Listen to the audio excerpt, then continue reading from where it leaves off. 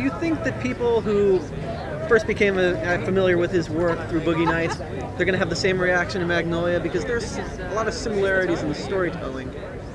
Well, I think he's so innovative. I think he takes bold chances and sticks his neck out. And I think what excites an audience is not necessarily that because you love Boogie Nights, you're going to love this. I think you're going to like this because he's such a good filmmaker. And he takes you places a lot of filmmakers don't. And that's his secret, I think. I think so too. Well, he's the cutting edge. Besides your own character, who do you think you most enjoyed watching up there? Oh, I thought the performances were universally and uniformly, superior. If you start, you can't stop. I mean, obviously Jason Robards and Julianne Moore and Tom Cruise gave a wonderful performance, and both the Phillips, Philip Baker Hall, Philip Seymour Hoffman. I mean, the entire cast was dynamite, and I'm just delighted that at this point in my life I could be associated with such an incredible group of people.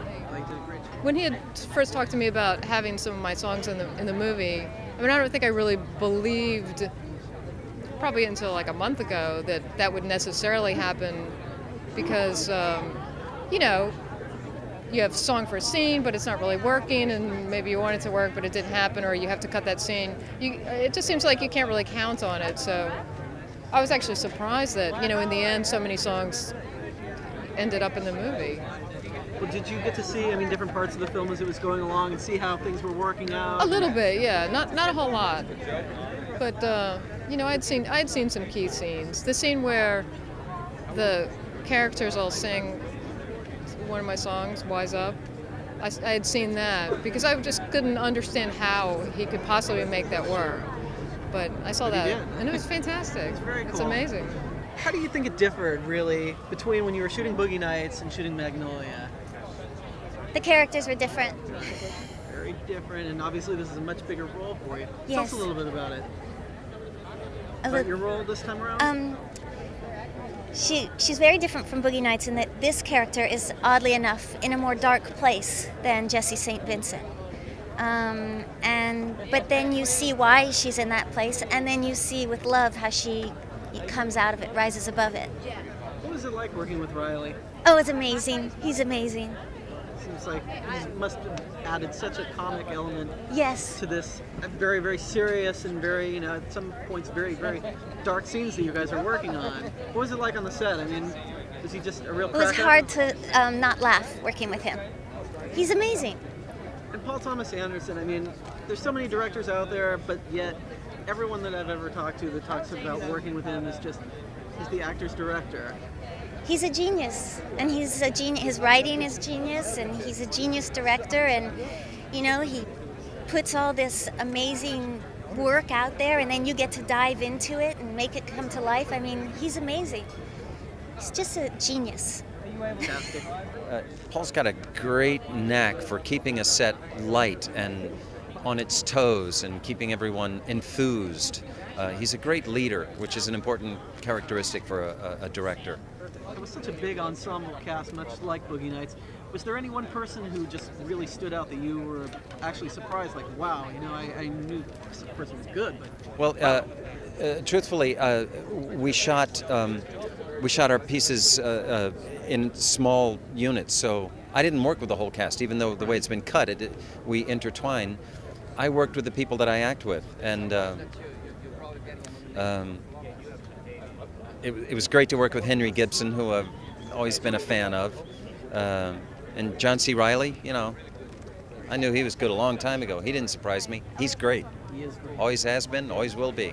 Well, I'm one of the alumni of the Boogie Nights and this film here, and so I feel, one of the class members. Absolutely, absolutely. What do you think it is about Anderson that is just so amazing? Because everybody that's worked with him just says, what a great actor's director he is. Well, I think it's that he continuously hires us.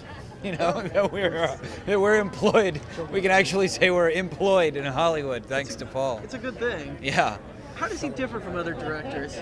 He's Paul's one of the special ones, I tell you. I don't think they come along that often. You see it in Altman, and you see it in guys like Terrence Malick and people like that. And they're few and far between. So that's why when he calls, we jump.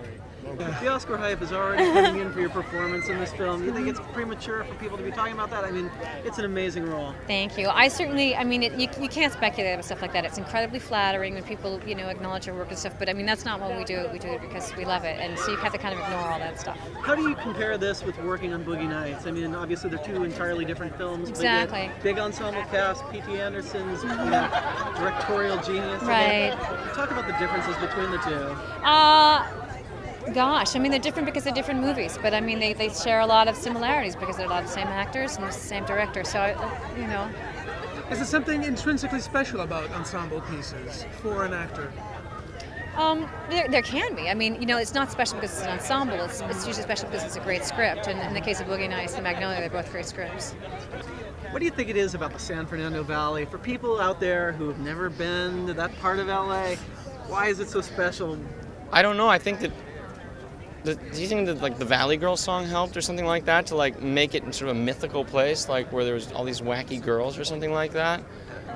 I don't know what it is. I don't know. Grew up there. We know. Yeah, I know. It's very flat and it's very boring and it's not all it's cracked up to be. But on the other hand, it is. I mean, It's an amazing place. I'm lying because I don't want people to move there. This film couldn't be in Silver Lake. No, it couldn't. It couldn't. Had to be. It's just I think Hollywood's such a unique place that anything on the periphery of that is going to probably be even more unique, And that's sort of what the Valley is. And with this film, you had said originally that, you really didn't envision it as being, this big thing, and it just kind of escalated into that. Right. How did that happen? I just started writing, and I just kept writing and kept writing and kept writing, and I just let my gut take me and decided when to stop, and it took about 3 hours to get the right amount of small and intimate, I think. If you like Paul Thomas Anderson's films, you're going to enjoy this. It's a powerful, unexpected, funny, emotional ride. And when you read the script, were you ready to go with it immediately, or did you think about it a little bit, or? No, I usually when I read a script, I decide immediately. I just know in my gut if I want to do something. So I knew immediately that I wanted to do it. But I spent about 4 or 5 months working with Paul, just talking about the character, and we spent a lot of time. Character like that, you just don't show up the first day and play Mackie. Exactly. Have you lived in the Valley? Have you lived in the Valley? Pardon me? Have you ever lived in the Valley? No, I haven't actually. Early word was it was a very small role, and then it turns out to be, obviously a big pivotal role in there, and now Oscar talk. I mean, how did it come about, really? I just met him in England. I saw Boogie Nights, and he came to visit Nicole and I on the set, and Stanley saw the movie Boogie Nights and liked it very much. And then he just wrote it and offered it to me. How's Nick? How's Nick doing? What do frogs mean to you, Tom? Thank you. What do frogs mean to you?